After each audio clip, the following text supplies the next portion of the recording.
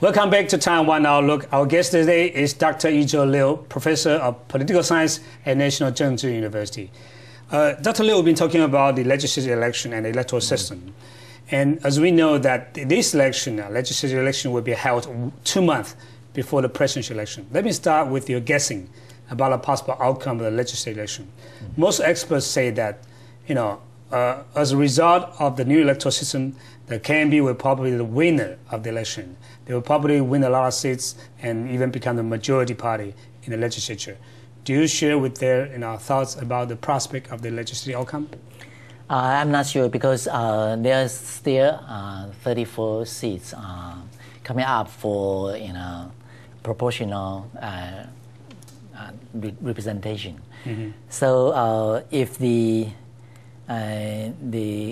other parties, including, of course, the major party, DPP, doing well in the future, probably the KMT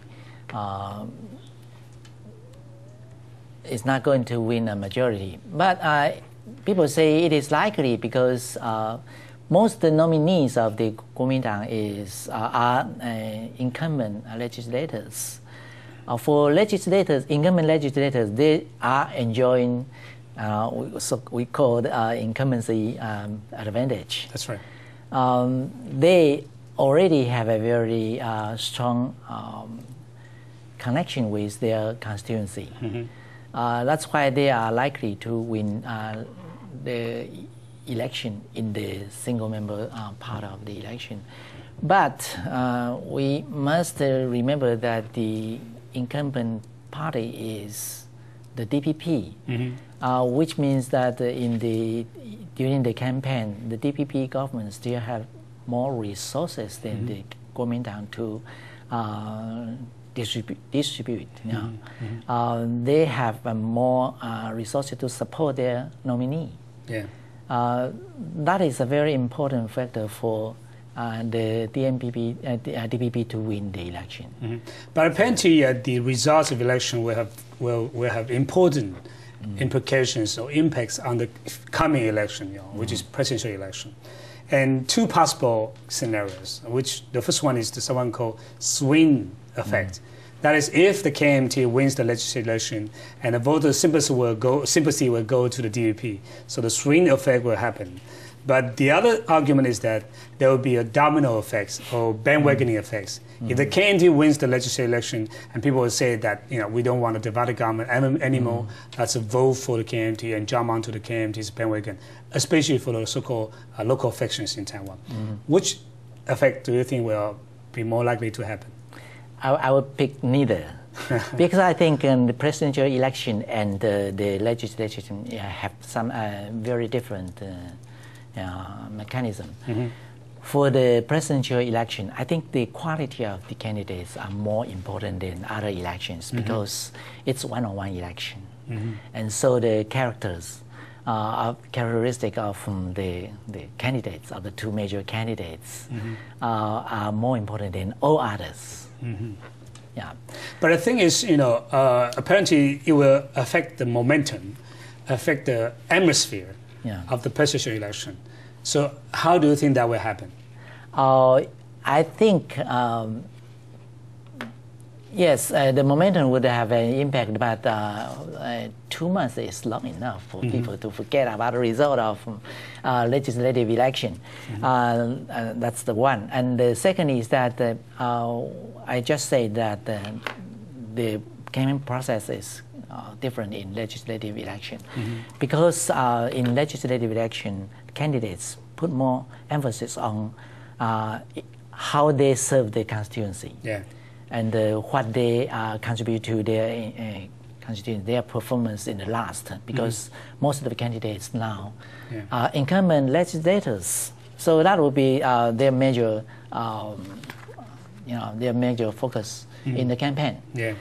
But in the presidential election, how the two major parties run the election would have very important mm-hmm. Impact on the result. Mm-hmm.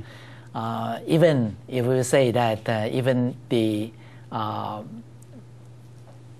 KMT mm-hmm. still enjoy advantage in terms of their share of votes, of support among the voters. I mean, even among after the result of the election, after the legislative election, even they have more seats than the DPP. But the campaign technique in the campaign skill in the past, I think we observed in the past that the DPP is much better than the KMT. So the result of the presidential election is very much dependent on how the two parties run the election. And I think two sets of the candidates are, I think they have their weakness and their strength. Yeah. I think both are, I think my opinions are both are good candidates. And so how the campaign goes on probably will be a very important factor. Apparently, legislative election will have some impacts on the presidential election, but vice versa, presidential election will also have impacts on the legislative politics in the future. For instance, in recent weeks, days, the DPP has been saying that if they win the presidential election, even if they lose the legislative election, there will be a party realignment. And some of the KMT members or legislators will defect the party, split from the party, and join the Grand Coalition. Do you think that if that happens, there will be a in the favor of the DP, party realignment? Not necessary, is because party realignment happen only when the voters, they decide that they would switch. If the politicians think that their electoral base is a base like this, their supporters are following him because he's a good politician, not because he's a member of the DDP or the KMT. Then he probably can switch. There was cases that successfully switched political party and still work very well. Yeah. So that could happen. But that could happen, yes. Yeah, but on the other hand, apparently the so-called divided government, is something that people pay attention to. Yes. For the past 7 years, we have divided government. There's gridlock between the ruling DPP and the another ruling KMT in the legislature. So again, if some people assume that KMT wins the legislature again and the DPP wins the presidential election, do you think that kind of divided government dilemma will continue? Probably yes. But I think politics is sometimes kind of art of possibility. So that will depend on the wisdom of the coming new president and the president of the legislative yuan. They have very good opportunity for them to find a solution now for the divided situation.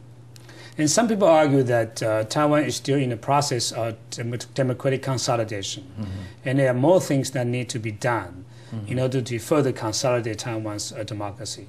And legislative politics is one area that we need to improve. What do you think are the major weaknesses or problems in terms of legislative politics that we need to fix? I think one thing is that once the legislation make a decision, the people still very difficult for people to change them. Even we have a referendum law there, which have some system that we may raise some issue and try to change the legislators their decision. But it is very difficult for the public to do so. So I think we should have easier access for people to express their political opinion, and for the legislators to listen to their voters. Are you suggesting that we should lower the threshold for initiating referendum bill and to recall One thing is that, and the second is that for the political party, they should have more open ears to listen to their voters, because it is not a usual way or a very healthy way for people to use, referendum or initiation to change or even to create some new laws from the part of the public. Only in very special cases we want to do that. But if the party can do a good job, then people, I think they never have this need to think about that. Some experts also propose that we need to have more transparency in the legislative process. So they are hoping that these so-called sunshine laws can be refined, can be passed in the legislature. Are you optimistic about the future of the so-called sunshine laws? I think yes. There are more people pay attention to this area, and I think those legislators have to respond with healthy rules for themselves. Currently, we see that those sunshine laws, some of them are already there, are not working very well. But if we have very comprehensive and very coherent and consistent rules to govern their behavior, I think the situation will be much better than now. How about the check and balance by the media in Taiwan? Do you think our media have played a more accountable and responsible role in checking and balancing the legislative behavior?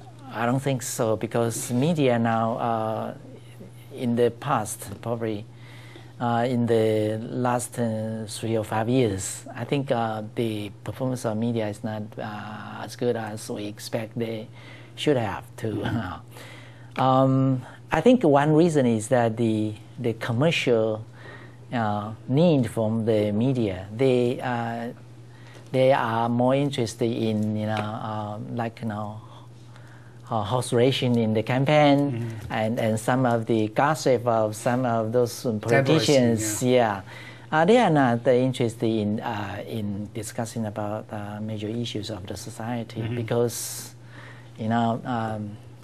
if they produce this kind of program, I think they would not attract too many viewers. And as we know that Taiwan is a new democracy, Taiwan's democracy did not really come into being until the late 1980s. And we do not have a full election of legislature until the early 1990s. So it's a new democracy. So there are ups and downs, and problems lying ahead. Do you think that Taiwan is pretty much in the right direction in terms of democratization process? I think yes, because from our research in the past several years, we find that Taiwanese voters are very firm about this.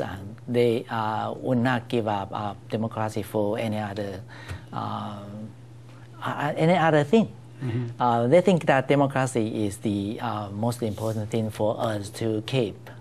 That's one thing. And second, I think the achievement of Taiwan up to now is, I think it's marvelous, because if we compare to other so-called advanced democracies, I think we achieved a lot, because they achieved, grow to already branded their democracy,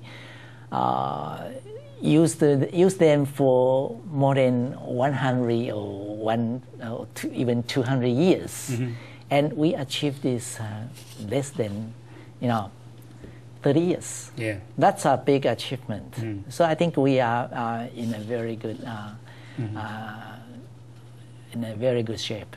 Finally, there are some controversies surrounding this coming election, and some people are concerned about this possible disturbances or unrests and so on in the election process.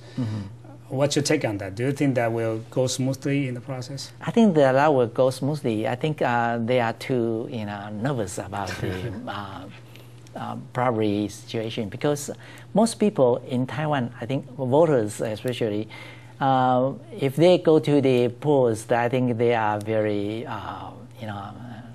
rational. Sophisticated as well. Yeah, also very sophisticated.